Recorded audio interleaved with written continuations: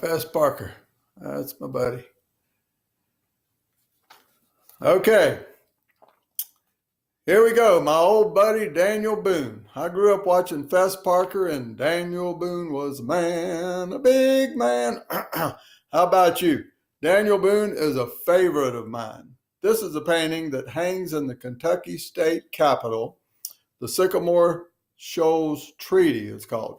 Daniel Boone, known as the friend of the Indians, helped negotiate the treaty between the Cherokee and the Watauga settlement at Sycamore Shoals in Tennessee in 1775, before the Revolutionary War. He called his Pennsylvania long rifle tick licker because it could lick a tick off a deer's behind, so Daniel said. Daniel Boone and his Quaker family from Pennsylvania moved south to North Carolina around 1650 down the Great Wagon Road to Salem, now Winston-Salem, North Carolina, settling near the Moravian community. Daniel was 18 years old. Squire, his dad, was a gunsmith, and Daniel hunted and explored the Yadkin River Valley and mountains where he and his wife Rebecca lived, near Wilkesboro, North Carolina today. That's where I live. Daniel was also in the French and Indian War, compulsory service for all colonial militiamen. He was actually a teamster. He drove a wagon since he was a pacifist Quaker, and was also on the same expedition with George Washington under General Braddock to take Fort Duquesne. But Daniel was not a fighter. Point 4 in my perfect storm, the Pennsylvania long rifle, a 50 caliber musket rifle that was accurate at 200 yards or more, versus the British Brown Bess, a smooth-bore screwball projectile that was poor at 50 yards, but very loud. Frontiersmen hunted for a living and were excellent marksmen who became sharpshooters, taking out the British, especially officers. That is, silencing their commands and causing confusion for the troops in battle. The great advantage in the Revolutionary War went to the American riflemen in battle. Many patriot military officers and soldiers who fought for the U.S. Continental Army and colonial militias in the Revolutionary War had fought with the British in the French and Indian War, and now were very successful fighters against the British, using their learned Indian skills and their knowledge of British tradition and tactics against them. Next, we're going to look at Francis Marion, the swamp fox. Francis Marion, got my paper mixed up here. You can look and see in the picture, he fought in the French and Indian War, also the Revolutionary War. The picture shows the American flag, 13 stars in the background, the South Carolina flag, and his blue coat, just like George Washington wore. They did not wear red coats. And the belt is French. Okay, Francis Marion, recognized as one of the founding fathers of the U.S. Army Rangers and Green Beret, also known as Swamp Fox. Remember the Swamp Fox Disney TV series in the early 60s and the recent Mel Gibson movie, The Patriot, all based on the legendary reputation and actions of Militia Colonel Marion. Also, there's a new book out titled The Swamp Fox, How Francis Marion Saved the American Revolution. Well researched from original documents. I've read a couple recent books like this that tell more complete and graphic accounts of the Revolutionary War battles and heroes. Marion's family were Huguenots who immigrated to the colonies from France. His use of Indian-style tactics are legendary. Marion's reputation and successes brought hope and greatly needed inspiration to the local patriots and militias of South Carolina.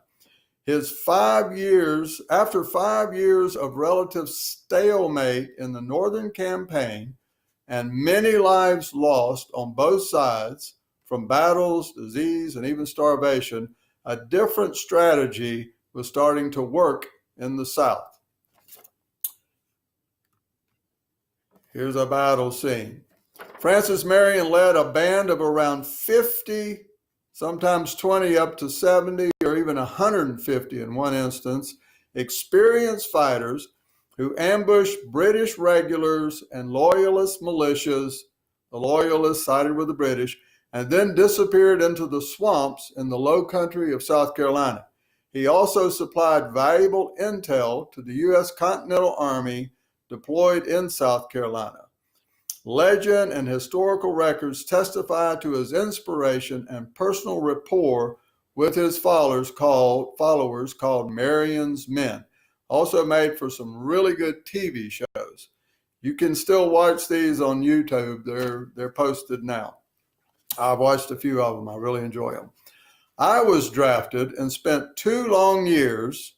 I skipped a sentence. Military tradition today is built on examples of camaraderie such as this: respect for authority, die for each other, no man left behind, friends for life, etc. I was drafted and spent 2 long years in the U.S. Army, boot camp and advanced infantry training at Fort Jackson, South Carolina, a tour in Vietnam and training in Germany, and had these values instilled in me. War and the military are not only about the enemy, it's also about who you are, your family, your country, and the freedoms you believe in. The picture shows guerrilla warfare. Tactics were used by patriot militia against the British in the terrain of their own choice and to their own advantage. Militiamen were known as shirt men, or just shirts. They recognized each other by their clothing and probably sometimes their smell, since they never changed. The next battle, next slide. Kings Mountain National Military Park.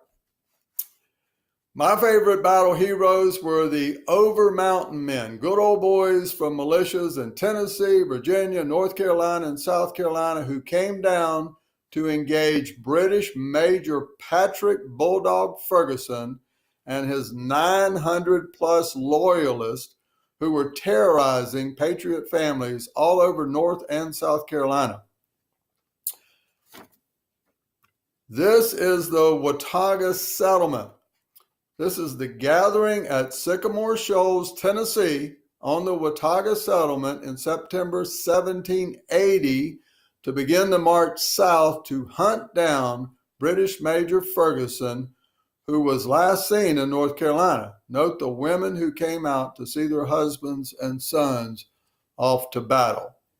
The story goes, Major Ferguson made a declaration, which by the time it got over the mountains was quoted, "If you don't put down your guns immediately, I will come over those mountains, burn your houses, kill your wives, and rape your daughters." Well, the good old boys were waiting for a fight anyway. Scots and Irish, Germans, French, and many British had no respect for King George III and his representatives. Here we go. They rode over the Appalachian Mountains day and night.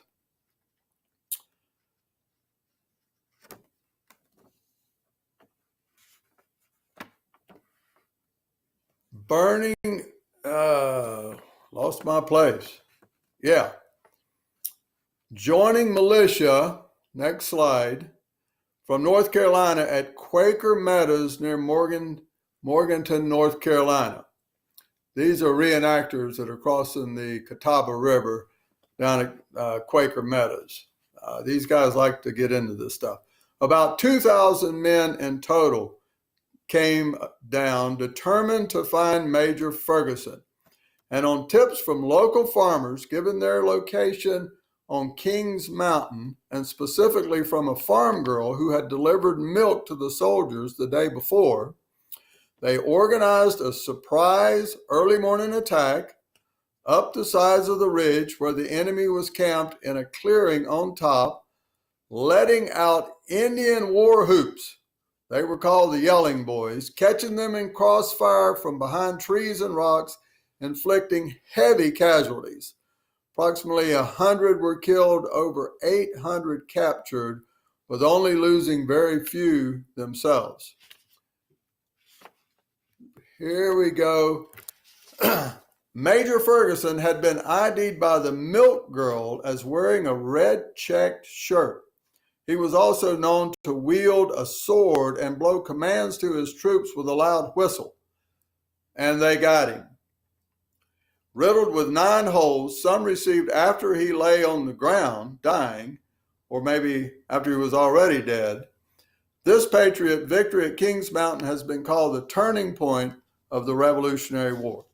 So I'm walking around this mountain, reading the plaques at different points where the different militias advanced up the ridge, and to my great surprise, total surprise, I came upon a plaque with a quote on it from the diary of Ben Hollingsworth of the South Carolina militia describing the battle. Ben is in my genealogy. So maybe you can understand a little how I'm emotionally involved in this history. Let's look at one more guy, one more great battle. But that'll be after the pause. This is part 3.